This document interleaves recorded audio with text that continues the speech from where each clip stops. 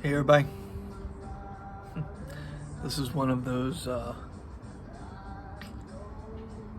uber raw updates that won't make it by my sharing to Facebook, not as an official update. And I'm just telling stories tonight about how it really is. Alright?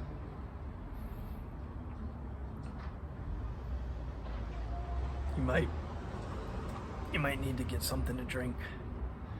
So, okay, I went to the eye doctor this week because all of a sudden I can't see, and so yeah, doc's like, oh, it's time for bifocals. What? So there we are, bifocals coming your way, but I don't have them yet. So let's see. Okay.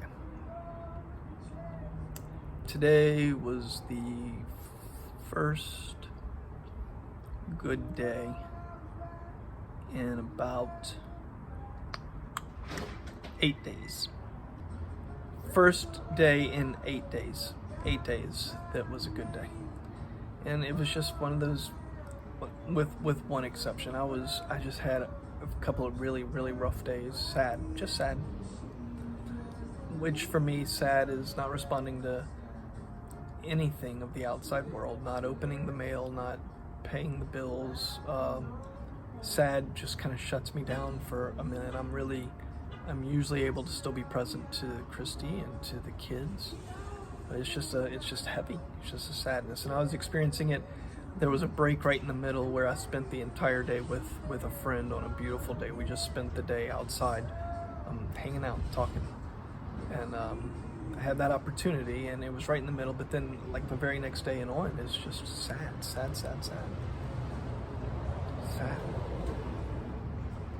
Today was better. Grateful for today. But I was trying to figure out the sadness when I was in the sadness, and I'm not sure if I'm out of the sadness. I'm not sure that it's passed me by yet. But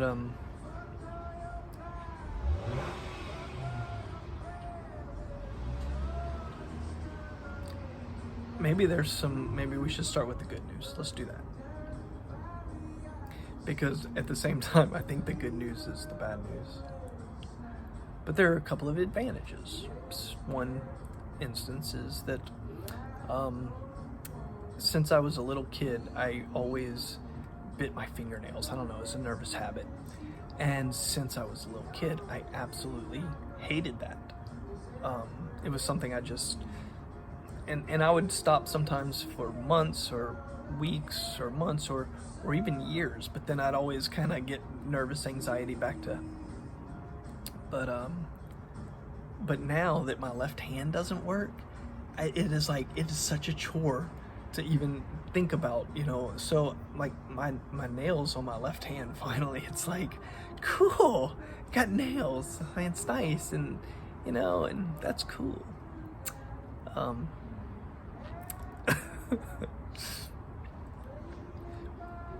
Or this one, for instance. I can't speak for every person. Oh, you should drive faster to get to the stop sign. Oh, I don't get it. Okay, so, I don't, like I said, I can't speak for everybody, but I'll speak for the couple of people I spoke to in high school or something about this, but like, it's every person's dream to be able to shower with their partner, to be able to bathe with their partner, and to be able to bathe their partner and just enjoy, whoever that, wherever that's happening, and whatever that means to you. And so, and so for the first time, we've been married almost 18 years, but I mean, every time I take a shower now, Christy's in there. Yep. I mean, she got all her clothes on and everything because to her it's just a job, but she's bathing me. Yeah. I gotta say, it's not quite as romantic as I always thought that was gonna be. So, but you know, get to shower together all the time now. So,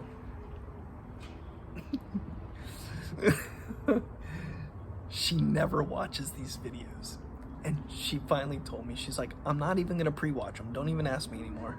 I'm not gonna pre-watch them. I'll watch them when I'm ready to watch them." So, the story never would have made it had she pre-watched it. She'd have probably been like, yeah, whatever. So I don't know. I'm just been sad, and I haven't tried to run away from it. I don't know why. You know, I decided, I was like, I'm not trying to quick fix this thing, because this is the part of it that's a real motherfucker, and this is the part of it that makes me want to be like, fuck it, like really fuck it, you know, that's the shit that makes me like fucking angry and sad.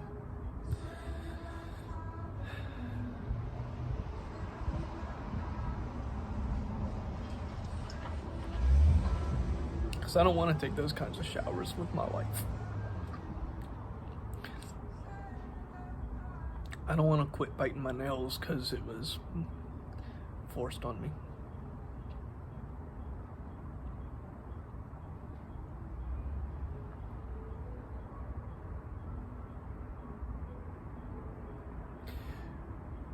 I think what hit me the hardest over the last 7 days, I don't know what happened, but I think what hit me worst over the last couple of days is I was sitting in the den one day last week,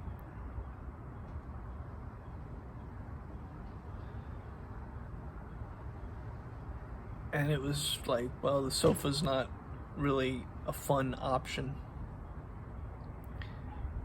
because it's so much work. My family will do it in a heartbeat, and it's not so much work that I won't go to the sofa. Okay, that's not the part. That's not the focus of the story. The focus of the story is that I did begin for the first time to look and view my wheelchair as kind of like my prison.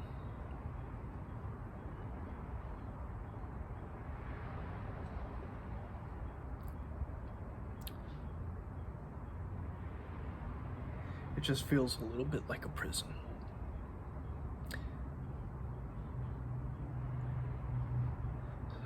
And so that was a lot this week. It was a lot. So much so that Saturday, I woke up and I said to Nate when he came in, I said, hey, you know what? I'm sticking it to the chair. I don't know if I said that out loud to him, but that was my thought. Like, I'm sticking it to the chair today. And so I told Nate, I was like, I'm staying in bed all day. So my bed, it sits up and it does all this stuff. So all day I was stretching and I was able to, move a little bit more, and got to listen to some audio books and played on my phone and hung out with my kids and read and took naps, whatever. And when I woke up yesterday, I was like, yep, I'm good to get back in it. So I don't know, maybe I have maybe for a minute I'll take a once a week, stick it to the chair day. I don't know. But maybe I won't need that again. Who knows?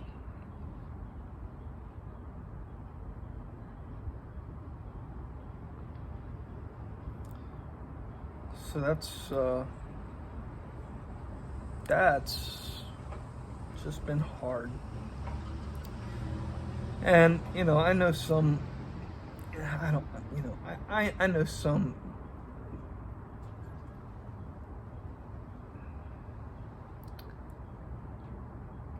I don't know what some would say. I don't care what some would say. I would say that for me, living into the reality of my sadness is part of what makes me human. And for you, living into the reality of your sadness or your hurt, it's part of what makes you human. Sometimes you can't pretend stuff away. Sometimes you can't will stuff away. Sometimes the best thing we can do is show up for it.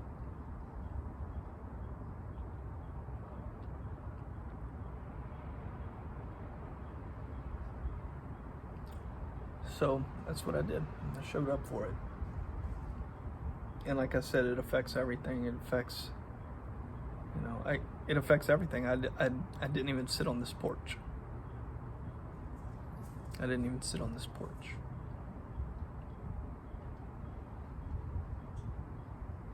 That's kind of the gauge these days for me.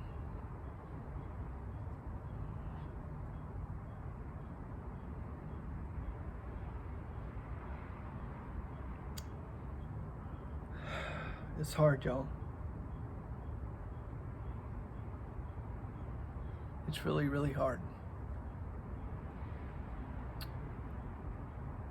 And it sucks. It's a fucking motherfucker.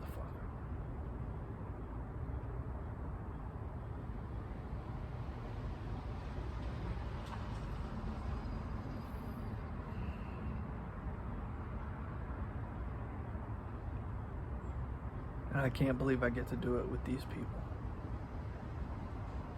I'm the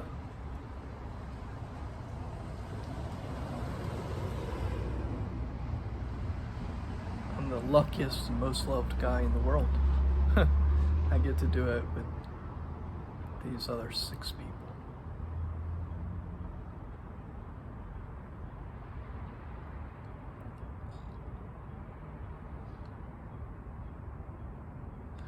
This is Real Talk with Real Faith.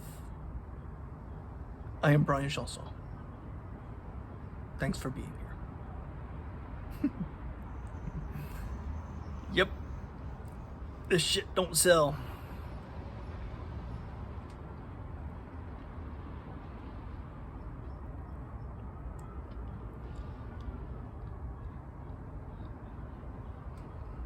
Because I still trust that the whole thing is dripping with love. And there's beauty and goodness and kindness and mercy and generosity and graciousness all over the place.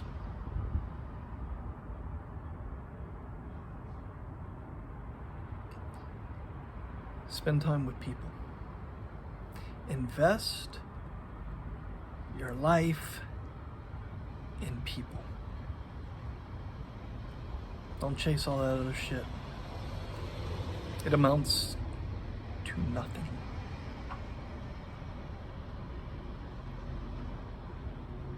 Invest your time and your energy and your life into learning to love people.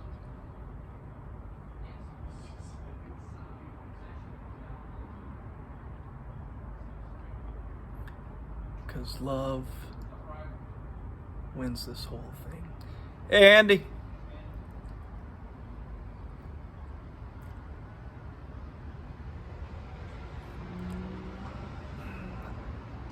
Man, do we have eyes to see it?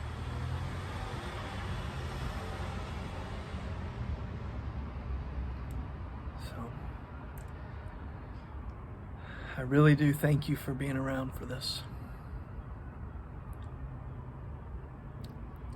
I honestly hope that in the tiniest of ways, what I'm able to give you is in any small fraction of the way what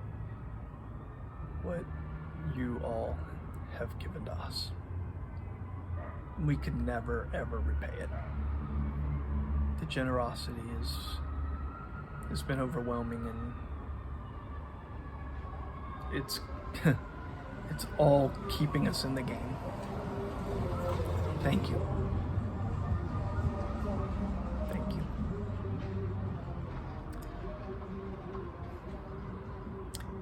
Grace and peace upon you. May your life be filled with love and mercy. Talk to you soon.